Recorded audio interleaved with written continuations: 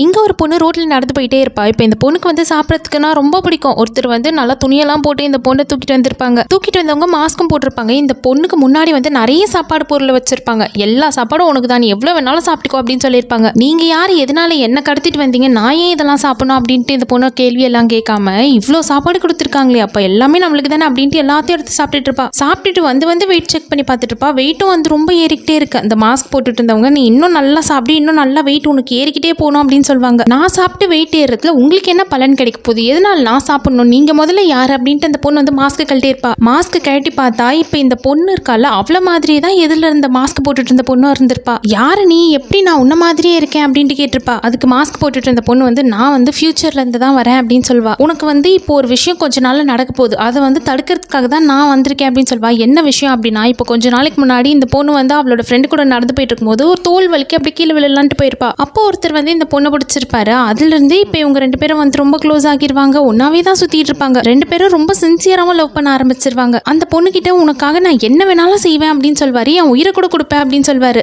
என்ன வேணாலும் செய்வியா அப்படின்ட்டு சும்மா தான் பேசிக்கிட்டு இருப்பாங்க. இப்ப இவங்க அப்படியே பேசிக்கிட்டே இருக்கும் போது எதிரில் கார் வரத பார்த்திருக்க மாட்டாங்க. அந்த கார் வந்து அந்த பொண்ணை இடிக்கலான்ட்டு தான் வந்திருக்கோம். ஆனா அவர் வந்து நடுவில் விழுந்து இறந்து போயிடுவாரு. நம்மளுக்காக தானே இவர் இறந்து போயிட்டாரு, நம்மள மீட் பண்ணாமலே இருந்திருந்தா இந்நேரத்துக்கு அவர் உயிரோட இருந்திருப்பாரு அப்படின்றதுக்காக இப்ப இந்த பொண்ணு வந்து ஃபியூச்சர்ல இருந்து வந்திருப்பா. இது எல்லாமே ஆரம்பிச்சது தோல் வலிக்கு நீ கீழே விழுறப்போ நீ கொஞ்சம் ஒல்லியா இருந்ததுனால உன்னை அவர் ஈஸியா பிடிச்சிட்டாரு. சப்போஸ் வந்து அவர் உன்னை பிடிக்காம அப்படியே கீழே விட்டுட்டு இருந்தாருன்னா உனக்கும் அவர் மேல கோவம் வந்திருக்கும். அவருக்கும் வந்து இவ என்ன இவ்வளோ பெருசா இருக்காளே அப்படின்னு விட்டு போயிடுவார்ல. அதனால நீ இப்பவே சாப்பிட்டு நல்லா குண்டாயிடு, இன்னும் கொஞ்ச நாள் நீ அவரை மீட் பண்ண போற அப்படின்னு தான் சொல்லியிருப்பா. சரின்ட்டு இந்த பொண்ணும் எல்லாத்தையும் சாப்பிட்டுட்டு இருப்பா. ரொம்ப குண்டாவும் ஆகிட்டு இருப்பா. முகம்லாம் நல்லா வீங்கி போயின மாதிரி ஆயிடுச்சு. இப்ப இந்த பொண்ணு வந்து அதே மாதிரியே தான் நடந்து போயிட்டு இருப்பா. வலிக்கு கீழே விழலான்ட்டு போறப்போ இவர் வந்து இந்த பொண்ணை பிடிக்காம இந்த பக்கமா ஓடிடுவாரு. நம்ம குண்டா இருக்கோம், எப்படியோ நம்மள பிடிச்சி காப்பாற்ற முடியாதுன்னு அவரும் அந்த பக்கமா போறாரு போல இருக்கு. நிம்மதியா இருக்கட்டும் அப்படின்னு நினைச்சா மறுபடியும் அவர் வந்து அந்த பொண்ணு தான் பிடிப்பாரு. ஃபியூச்சர்ல இருந்து வந்த பொண்ணு வந்து இது எப்படி சாத்தியமாச்சு அப்படின்னு சொல்லிட்டு யோசிச்சு பார்த்துக்கிட்டே தான் இருப்பா. அப்போதான் தெரிய வரும், ஃபியூச்சர்ல இருந்து வந்தாலும் சரி, பாஸ்ட்ல இருந்து வந்தாலும் சரி, எங்க இருந்து வந்தாலும் சரி, விதின்னு ஒண்ணு இருந்துச்சுன்னா அது கண்டிப்பா நடந்தே தான் தீரும். என்னதான் நம்ம தலைகீழ நின்னாலும் வந்து அதை மாத்த முடியாது. இவங்க ரெண்டு பேரும் இன்னைக்கு மீட் பண்ணணும் அப்படின்றது விதிதான். அதனால என்ன பண்ணாலும் சரி அதை மாத்த முடியல. இவங்க ரெண்டு பேரும் கண்டிப்பா மீட் பண்ணியாதான் ஆகணும். அதே மாதிரியே மீட் பண்ணிட்டாங்க.